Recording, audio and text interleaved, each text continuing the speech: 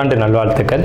அதாவது நம்ம தமிழர்கள் தமிழ் புத்தாண்டை தான் நம்ம விசேஷமாக கொண்டாடணும் அப்படின்ற ஒரு அமைப்பில் இந்த தமிழ் புத்தாண்டு அப்படிங்கிறது வரக்கூடிய ஏப்ரல் 14ஆம் தேதி தொடங்க இருக்குது. நம்மளுடைய தமிழர்களுடைய ஒரு பண்பாட்டில், நம்மளுடைய கணித முறைகளில், நம்மளுடைய சாஸ்திர முறைகளில் முன்னோர்கள் வகுத்து கொடுத்தது எது அப்படின்னு கேட்டிங்கன்னா சித்திரை 1 தான் நமக்கு தமிழ் புத்தாண்டு.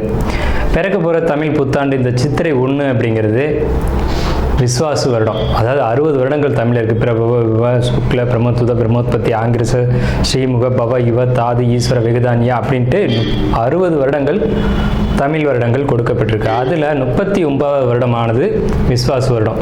இந்த வருடத்தை நோக்கி தான் நம்ம அடியெடுத்து வைக்கிறோம். நம்ம தமிழர்களுடைய கலாச்சாரப்படி பல்வேறு மதங்களும் பல்வேறு இனங்களும் பல்வேறு கலாச்சாரங்களும் இருந்தாலும் இந்த உலகத்தினுடைய ஆதி கர்த்தா, ஜோதிட சாஸ்திரத்தினுடைய ஆதி கர்த்தா அப்படிங்கிறவங்க தமிழர்கள் தான். அப்படிங்கிறதுல எல்லளவு கூட மாற்றம் இல்லை. அப்படிங்கிறத நீங்கள் நல்லா புரிஞ்சுக்கணும். இந்த உலகத்துக்கு சாஸ்திரத்தையும் நாள்காட்டியும் வான சாஸ்திரத்தையும் தொகுத்து கொடுத்தவங்க யாருன்னு கேட்டால் நம்ம தமிழர்கள். நம்ம தமிழ் புத்தாண்டை நம்ம மற்றவங்களுக்கு கொடுத்துட்டு மற்றவங்களுடைய கேலண்டர் எடுத்து நம்ம பயன்படுத்திட்டு இருக்கோம். இது மிகப்பெரிய ஒரு தவறு.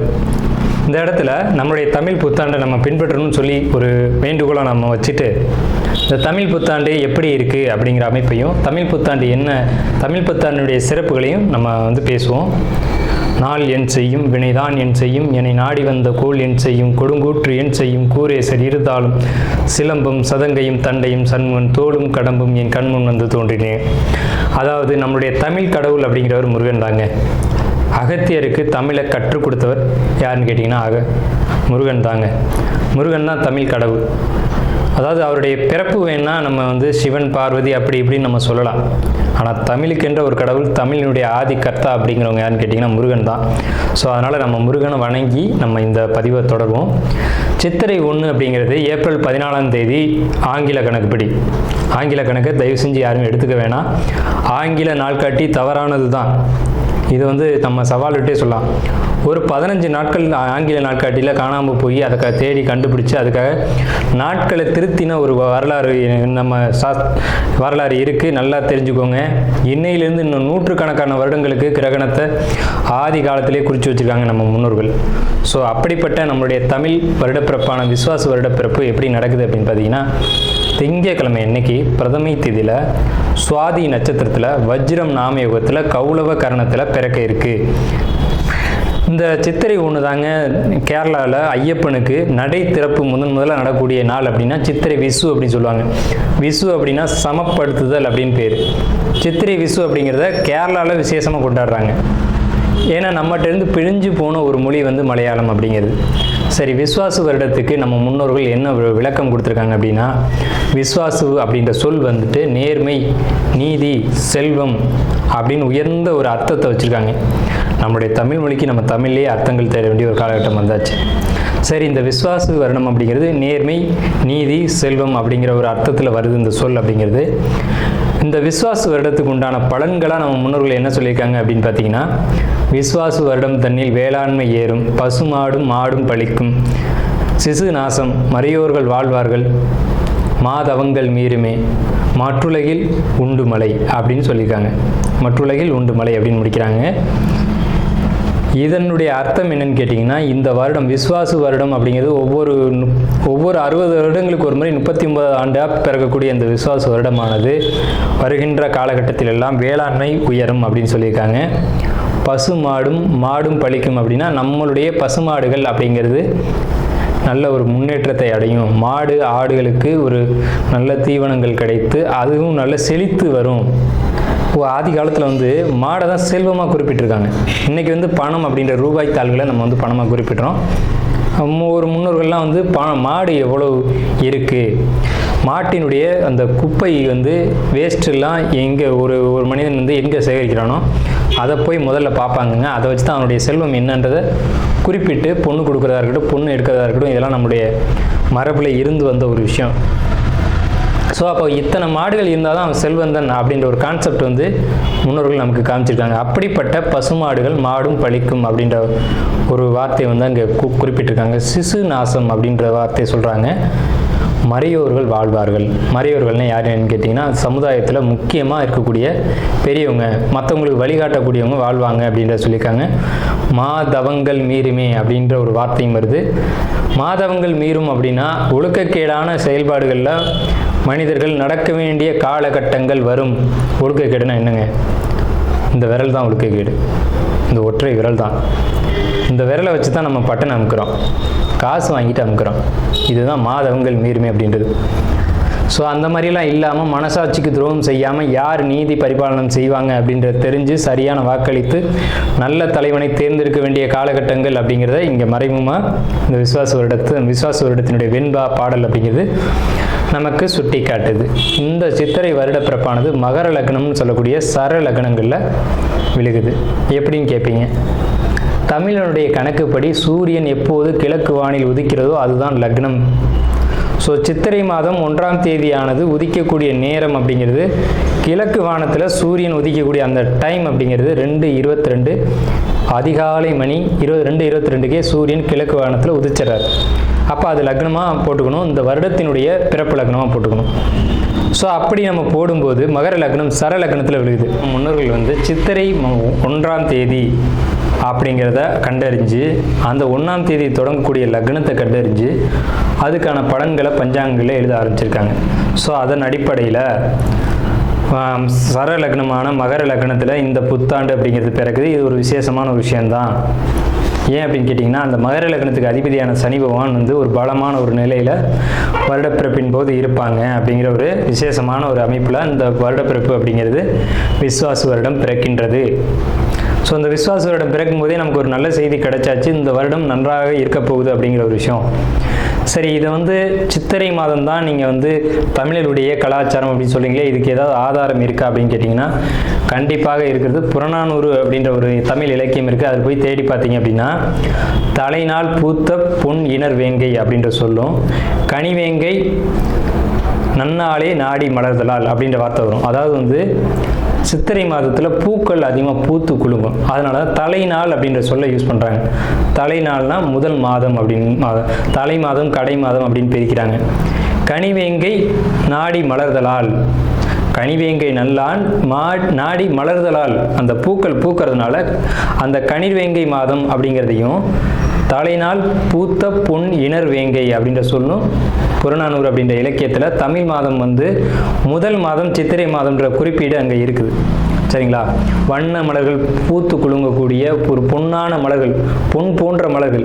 இன்றைக்கும் கேரளாவில் ஒரு மஞ்சள் நிறத்தில் தங்க நிறத்தில் பூக்கக்கூடிய பூக்களை பறித்து அவங்க விசேஷத்துக்கு சித்திரை 1 அன்னைக்கு கொண்டாடுறாங்க. அவங்க தமிழ் பண்பாடை பின்பற்றுறாங்க அப்படின்றத இதை நீங்கள் தெரிஞ்சுக்கலாம். சரிங்களா? இப்போ இந்த சித்திரைக்கு அதிதேவதை யாருன்னு கேட்டிங்கன்னா மகாவிஷ்ணு. மகாவிஷ்ணு தான் காக்கக்கூடிய கடவுள் அப்படின்னு சொல்கிறாங்க. மகாவிஷ்ணு எங்கும் நிறைந்தவர் அப்படின்னு சொல்கிறாங்க. சரிங்க சார், சித்திரை மாதம் விசேஷங்களை கொண்டாடலாமா அப்படின்ற ஒரு கேள்வி வரும். 100க்கு 100% கொண்டாடலாம். ஏன்னு கேளுங்க. இதுக்கு உதாரணம் ராமர் தான். ராமர் பட்டாபிஷேகம் ஏற்ற மாதம் எதுன்னு கேட்டிங்கன்னா சித்திரை மாதங்க. அப்போது விலக்கப்பட்ட மாதங்கள் அல்ல, இது விசேஷத்துக்கு ஏற்றுக்கொள்ளப்பட்ட மாதம் எதுன்னு கேட்டிங்கன்னா சித்திரை மாதம்தான். பகவத்கீதையிலே ஒரு வார்த்தை வருது, ருதுக்களில் நான் வசந்த ருதுவாக இருக்கிறேன் அப்படின்னு கிருஷ்ணன் சொல்கிறார். நம்மளுடைய வாக்கியம்ல, இது பகவானுடைய சொல். அப்போ வசந்த ருது அப்படின்றது எதுன்னு கேட்டிங்கன்னா சித்திரை 1 தான் வசந்த ருதுனுடைய தொடக்கம். வசந்த காலம் அப்படிங்கிறது வெயில் காலம் அப்படின்னு தான் பேர், கோடை காலம் அப்படின்னு பேர். வசந்த காலமானது சித்திரை வைகாசி, இந்த 2 மாதத்தையும் வசந்த காலம் அப்படின்னு குறிப்பிடுறாங்க சமஸ்கிருதத்தில். அப்போ இந்த வசந்த காலம் எனக்கு பிடித்த ருது அப்படின்னு சொல்கிறாரு கிருஷ்ணர். ஸோ ராமர் பட்டாபிஷேகம் ஏற்றுக்கிட்ட நாட்கள் எது அப்படின்னு கேட்டிங்கன்னா சித்திரை மாதம். அப்போ சித்திரை மாதம் புது வீடு வாங்கலாம், புது வீடுக்கு கிரகப்பிரவேசம் பண்ணலாம், புது மனை எழுப்பலாம், மனை சம்பந்தப்பட்ட விஷயங்கள், மங்கள காரியங்கள், இது எல்லாம் செய்வதற்கு உகந்த மாதம் சித்திரை மாதம். கடகராசியினுடைய பூச நட்சத்திரம், நடு நட்சத்திரம், இது விசேஷமான நட்சத்திரம். விஸ்வாச ஆண்டு உங்களுக்கு எப்படி இருக்கும்? அரசு வேலை தேடுறீங்களா? கண்டிப்பாக வேலை கிடைக்கும். அரசாங்க வேலையில் இருக்கீங்களா? கண்டிப்பாக உங்களுக்கு ப்ரொமோஷனோ இன்க்ரிமெண்ட்டோ ஏதோ ஒன்று கண்டிப்பாக கிடைக்கும். இந்த காலகட்டத்தில் அரசாங்க உதவிகள் கிடைக்கும். பூச நட்சத்திரத்துக்கு சேமிப்பு அதிகமாகும், கடன் கிடைக்கும். கடனை ஒமிட் பண்ணாதீங்க, கடனை வாங்கிடுங்க. பதவி உயர்வு நிச்சயம் உண்டு. இழந்த பதவிகள் மீண்டும் கிடைக்கும். பதவிகளை கடந்த காலகட்டங்களில் இழந்திருப்பீங்க, ஆனால் இனி உங்களுக்கு வெற்றி தான். கடகராசி அப்படிங்கிறது தாய் அப்படின்னு தான் சொல்லணும். கடகத்தினுடைய உருவம் வந்து நண்டு. நண்டு என்ன செய்யும்னு பார்த்தீங்கன்னா, தாய்மையினுடைய உச்சபட்சமான ஒரு உயிரினம் தான் இந்த கடகம் அப்படி சொல்லக்கூடிய நண்டு. இந்த கடகராசிக்குன்னு சில பொதுவான ஒரு உயர்வான விஷயங்கள்லாம் நிறையவே இருக்குது. அப்போ அப்படிப்பட்ட தாய்மை குணமுடையவங்க கடகராசிக்காரங்களான நீங்கள் நண்பர்கள் எதை கேட்டாலும் கொடுத்துருவீங்க. நண்பர்களுக்காக தன்னையே இழக்கக்கூடிய ராசி தான் அந்த கடகராசி அப்படிங்கிறது. குழந்தைகளுக்காகவும் நண்பர்களுக்காகவும் இந்த பொதுவான விஷயங்களுக்காகவும் பொது மனிதர்கள் அதிகமாக பார்த்தீங்கன்னா கடகராசியில் பிறந்தவங்களாக இருப்பாங்க. இந்த பெரிய பெரிய தலைவர்கள், ஏன் காமராஜரே கடகராசிங்க. இந்த மாதிரி முக்கியமான தலைவர்கள், சமுதாயத்துக்காக தன்னை இழந்தவங்க யாரெல்லாம் பார்த்தீங்கன்னா வள்ளலார் வந்து கடகராசி, பூச நட்சத்திரவங்க. இந்த மாதிரி உலகத்துக்கு சமுதாயத்துக்கு தொண்டாற்றி அனைவருமே வந்து கடகராசியில் தான் பிறந்திருக்காங்க. ஸோ அப்போ உங்களுடைய ஏற்றம் என்னன்றது உங்களுக்கு தெரிஞ்சிருக்கும். கடகராசியை பொறுத்த வரைக்கும் தாய்மை அப்படின்றதான் உச்சபட்சம். தாய்மையான குணங்கள் இருக்கும். நண்பர்கள் வட்டம் அப்படிங்கிறது பெருசாக இருக்கும். நண்பர்களுக்காக எதையும் இழப்பீங்க. உணவை பொறுத்த வரைக்கும் நல்லா சமைக்கக்கூடிய ஒரு ஆற்றலும், நல்ல உணவு அருந்தக்கூடிய ஒரு ஆற்றலும், அதிகமாக நீர் எடுத்துக்கூடியவங்க யாருன்னு கேட்டிங்கன்னா கடகராசிக்காரங்களான்னு நீங்கள் தான். பொறுமை, நிதானம், தெளிவு, அனுசரித்து போகிறது, ஒரு பிரச்சனையான ஒரு நிலையில் தெளிவான முடிவு எடுக்கக்கூடியவங்க யாருன்னு கேட்டிங்கன்னா நீங்கள் தான். ஒரு கிரிட்டிக்கலான பிரச்சனை யாராலையும் முடிவு எடுக்க முடியல, நீங்கள் போய் அந்த பிரச்சனையை அசால்ட்டாக தீர்த்து வச்சுட்டு வந்துடுவீங்க. வேதாத்ரி மகரிஷி ஒரு முறை சொன்னாங்க, உலகப்போர் நடக்கக்கூடிய இடத்துக்கு என்னை கூட்டிகிட்டு போங்க, போரே இல்லாமல் நான் பண்ணிடுறேன் அப்படின்னாரு. எவ்வளோ தைரியம்! ஏன்னா அவர் வந்து கடகராசியில் உச்சவர். அப்போ ஒரு உலகப் போரையே தடுக்கக்கூடிய ஒரு ஆற்றல் வலிமை அப்படிங்கிறது கடகராசிக்கிட்ட தான் உண்டு. அப்போ போர் இல்லாமல் எல்லாரும் சமுதாயத்தில் அமைதியோடையும் சந்தோஷத்தோடையும் இருக்கணும்னு நினைக்கக்கூடியவங்க யாருன்னா கடகராசிக்காரங்க. அப்படிப்பட்ட நீங்கள் இருக்கக்கூடிய குடும்பத்தை நீங்கள் எப்படி பார்த்துருக்கீங்க அப்படிங்கிறத நீங்களே புரிஞ்சுக்கோங்க. அப்படிப்பட்ட உங்களுக்கு இந்த கடகராசிக்காரங்களா நீங்கள் வந்து அதிகமாக பேச மாட்டீங்க, ஒரு வார்த்தை 2 வார்த்தை தான் பேசுவீங்க. ஆனால் பேசுகிற வார்த்தைகளுடைய அர்த்தம் பயங்கரமாக இருக்கும். அப்போ கடகராசிக்காரங்களை உயர்த்தி பேசணுன்னா மற்ற ராசிக்காரங்க வந்து அப்போ நாங்கள்லாம் அறிவோடு இல்லையா அப்படின்ற மாதிரியான ஒரு கேள்விகள் எழுப்பக்கூடும். ஸோ அதை நம்ம பார்ப்போம். உங்களுடைய கேரக்டர் தான் நம்ம பார்த்துட்ருக்கோம். அப்படிப்பட்ட உங்களுக்கு இந்த காலகட்டம் எப்படி இருக்குது அப்படிங்கிறத நம்ம பார்க்குறோம். இழக்க வேண்டியது ஒன்றுமே இல்லை, எல்லாம் இழந்தாச்சு. எதையும் இழக்கிறதுலையும் கவலைப்படாத ராசி கடகராசி தான். எல்லாமே போயிட்டாலும் தைரியமாக நிற்கும். கடகம் மட்டும்தான் அது நிற்க முடியும். அப்படிப்பட்ட உங்களையும் எல்லாத்தையும் இழக்க வச்சும் வேடிக்கை பார்த்தாச்சு. ஸோ ஒரு சிலர் சொல்லுவாங்க, சில குறிப்பிட்ட ராசிகளை மட்டும் சனி பகவான் எதுவுமே பண்ண மாட்டார் அப்படிம்பாங்க. அதெல்லாம் உண்மையான்னு பார்த்தா அந்த ராசிக்காரங்களை கேட்டால் தான் அதோட உண்மை தெரியும். அப்படிலாம் கிடையாது. 12 ராசியுமே சனி பகவான் ஆட்டி படைப்பார், 12 ராசியுமே சனி பகவான் வாழ வைப்பார். ஸோ இந்த கடந்த காலகட்டத்தை பொறுத்த வரைக்கும் நான் சிம்பிளாக சொல்லுவேங்க, பாரப்பா பானுமைந்தன் பால்மதிக்கு எட்டி நிற்க, சிரித்திட்டேன் ஜென்மனுக்கு அநேக துன்பம், செத்திறந்து போவதற்கோர் எண்ணம் கொள்வார் அப்படின்ற நிலையில் இருந்த நீங்கள் விஸ்வாச ஆண்டில் எப்படி இருக்க போகிறீங்க அப்படிங்கிறதான் இப்போ கேள்வி. விஸ்வாச ஆண்டு அப்படின்றத பொறுத்த வரைக்கும் கணமுள்ள தனமாறு லாபம் ஒன்றில், கதிர்மைந்தன் தான் இருக்க தனலாபம், தனமுண்டு பிதுதோஷன் சத்ருபங்கன், தரணிதனின் பேர் விளங்கும் அரசன் லாபம் அப்படின்னு சொல்லியிருக்காங்க. அதாவது சனி பகவான் 9ஆம் இடத்துக்கு வரும்போது எல்லா உயர்வான பதவிகளும் உங்களுக்கு கிடைக்கும் அப்படின்னு அர்த்தம். இழந்ததை மீண்டும் பெறக்கூடிய அமைப்பு அப்படிங்கிறது 9ஆம் இடம் தாங்க. அதனால தான் அதுக்கு பேர் பாக்கியஸ்தானம்னு வச்சான். இப்போ நீங்கள் இழந்ததை பூரா பெறக்கூடிய காலகட்டம். சொத்தை இழந்தீங்களா, பணத்தை இழந்தீங்களா, பொருளை இழந்தீங்களா, உறவுகளை இழந்தீங்களா, நண்பர்களை இழந்தீங்களா, எல்லாமே திரும்பி வந்து உங்களை சேரும். அதனால தான் தனம் உண்டு பிதுதோஷம் சத்ருபங்கன், தரணிதனில் பேர் விளங்கும் அரசன் லாபம்னு சொன்னாங்க. அரசாங்க உதவிகள் வரைக்கும் உங்களுக்கு கிடைக்கும் இந்த காலகட்டத்தில். சார் ஒரு லோன் போட்டிருக்கேன், வருமா? கண்டிப்பாக வரும். வீடு கட்டலாமா?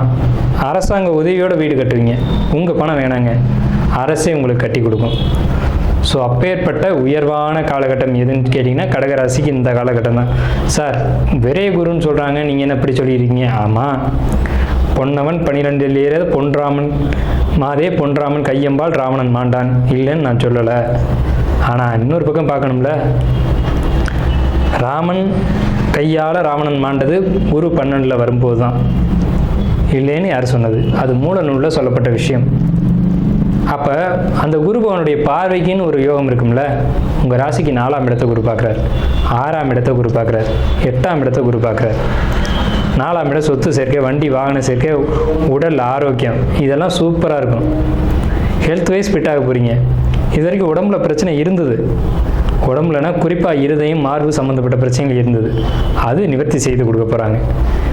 என்ன சார் 1.5 வருஷமாக உடம்புல அவ்வளோ பிரச்சனை இருந்தது, திடீர்னு காணாமல் போயிட்டுருக்கீங்க, நம்பவே முடியல அப்படின்னு சொன்னாலும் இப்போ பாருங்கள், அது நம்புகிற மாதிரியான காலகட்டம். விஸ்வாச ஆண்டு தொடங்கின சித்திரை 1ஆம் தேதி உங்களுக்கு தெரியும். சரிங்களா? விஸ்வாசன்றது சாதாரண விஷயம் இல்லை. விஸ்வாசுக்கே நிறைய ஏற்றங்கள் உண்டு. விஸ்வாச தவிடம் தண்ணில் வேளாண்மை ஏறும், பசுமாடு மாடும் பழிக்கும், சிசு மரணம், மறையோர்கள் வாழ்வார்கள், மாதவங்கள் மீறுமே, மாற்றுலகில் உண்டு மழைன்னு சொல்லியிருக்காங்க. அப்போ வேளாண்மை ஏறும், வருமானம் உயரும், உங்களுக்கும் வருமானம் உயரும். பொதுவாக இந்த ஒரு வருடம் பிறக்குது அப்படின்னா அந்த வருடத்தினுடைய பலன் யாருக்கு அதிகமாக கிடைக்கும்னா கடகத்துக்கு தான் கிடைக்கும். ஏன்னா கடகத்தையும் சிம்மத்தையும் தான் முக்கியமான பாயிண்ட்டாக வச்சுருக்காங்க.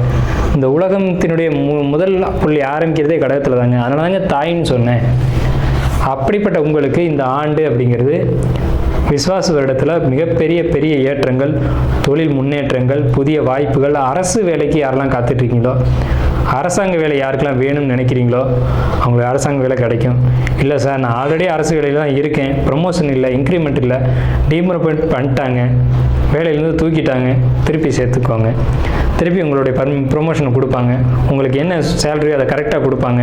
சஸ்பெண்ட் ஆர்டர் கொடுத்துருந்தாங்க அப்படின்னாலும் அதை ரிவோக் பண்ணிக்குவாங்க, திருப்பி ரீஜாயின் பண்ணலாம். அந்த ஜாப்லேயும் பிரச்சனைகள் தீரும். அதே மாதிரி சார் நான் அரசு வேலையில் தான் இருக்கேன், என் பையன் மேலே ஒரு கேஸ் இருக்குது, கேஸ்லேருந்து ரிமூவ் பண்ணிடுவாங்க, உங்களுக்கு ஜட்ஜ்மெண்ட் வந்துடும். உங்களுடைய உறவுகள் மேலே இருந்த பழி பாவங்கள் தீரக்கூடிய காலகட்டம். அப்போ ஏன் இந்த பிரச்சனைகள் வருது அப்படின்னா கடந்த காலகட்டங்களில் நம்ம விட்டுருவோம். அந்த விசுவாச வருடத்தை பேசும்போது உங்களுக்கும் உங்களுடைய குடும்பத்துக்கும் உங்களுடைய குடும்ப உறவுகளுக்கும் ஏற்பட்டிருந்த பிரச்சனைகளை தீர்க்கக்கூடிய காலகட்டமாக இந்த ஆண்டு விசுவாச ஆண்டு அப்படிங்கிறது திகழுது. அப்படிங்கிறதுல அளவு கூட மாற்றம் இல்லை. இல்லை சார் அப்படி இருந்தாலும் எங்களுக்கு ஏதாவது பரிகாரங்கள் சொல்லுங்கள் அப்படின்னு கேட்டிங்க அப்படின்னா எல்லாமே பாசிட்டிவாக இருக்க. உங்களுக்கு எதுக்கு பரிகாரம் இருந்தாலும் சொல்கிறேன். நந்திகேஸ்வரருக்கு பிரதோஷ வேளையில் பச்சரிசி, நெய், அதே மாதிரி அபிஷேக பொருட்கள், விபூதி, சந்தனம், குங்குமம், இதில் எது முடியுமோ அதை வாங்கி கொடுங்க. உங்களுக்கு வரவேண்டிய பிரச்சனை இருந்தாலும் அது நிவர்த்தி ஆகும். அரசு ரீதியில் இருக்கக்கூடியவங்களுக்கு பெரும்பாலும் அரசாங்கத்தில் யார் இருப்பாங்கன்னா கடகராசிக்காரங்க, சிம்ம ராசிக்காரங்க, தனுசு, மேசம், இந்த 4 ராசிக்காரங்க தான் அதிகமாக இருப்பாங்க. அதில் கடகம் தான் அதிகமாக இருக்கும். அதில் பூச நட்சத்திரம் தான் அதிகமாக இருக்கும். ஸோ உங்களுக்கு அரசாங்கத்தின் மூலமாக எந்த ஒரு பாதிப்புகளும் இல்லை. அரசன் லாபம்னு சொல்லிட்டோம். பாசிட்டிவான ஒரு அமைப்புகள் தான் உங்களுக்கு இருக்குது. அப்படியும் கேட்டவங்களுக்கு தயிர், சந்தனம், விபூதி, நெய் அல்லது வில்வ இலை அர்ச்சனை, இந்த மாதிரி விஷயங்களை நந்திகேஸ்வரருக்கு செய்யுங்க. உங்களுக்கு ஏற்பட வேண்டிய பாதிப்புகள் நிவர்த்தி ஆகும். பால் கூட வாங்கி கொடுங்க, பிரதோஷ வேளையில் வாங்கி கொடுங்க. கண்டிப்பாக கந்த சஷ்டி கவசம் எல்லாரும் காலையில் எழுந்திரிச்சு சொல்லுங்கள். கடகராசிக்காரங்க முக்கியமாக சொல்லுங்கள். கடகத்தில் தான் பூச நட்சத்திரம் இருக்குது. பூச நட்சத்திரம் வேற ஒன்றும் இல்லை, முருகன் கையில் இருக்கக்கூடிய வேல் தான் பூச நட்சத்திரம். உங்களுக்குள்ளே தான் முருகனே அடக்கம். சந்திரன்றது தாய், பார்வதிக்கு மகன் தான் முருகன். ஸோ வேல் கொடுத்தது பார்வதி, வாங்கியது முருகன். அந்த பூச நட்சத்திரம் உங்கள் ராசிக்குள்ளே தான் மறைஞ்சிருக்கு. உங்களுக்கு யோகமாக உங்கள் ஜாதகத்தை யோகமாக நீங்கள் மாற்றணும்னு நினச்சிங்கன்னா ஒரு வெள்ளியில் சின்ன வேல் அடித்து உங்கள் பாக்கெட்லேயோ அல்லது வீட்லேயோ வச்சுக்கோங்க. இது மிகப்பெரிய அதிர்ஷ்டம் கடகராசிக்கு. ஸோ எல்லா வகையிலும் ஏற்றங்களும் யோகங்களும் உண்டு. என்னுடைய வாழ்த்துக்களும் உங்களுக்கு உண்டு. நன்றி.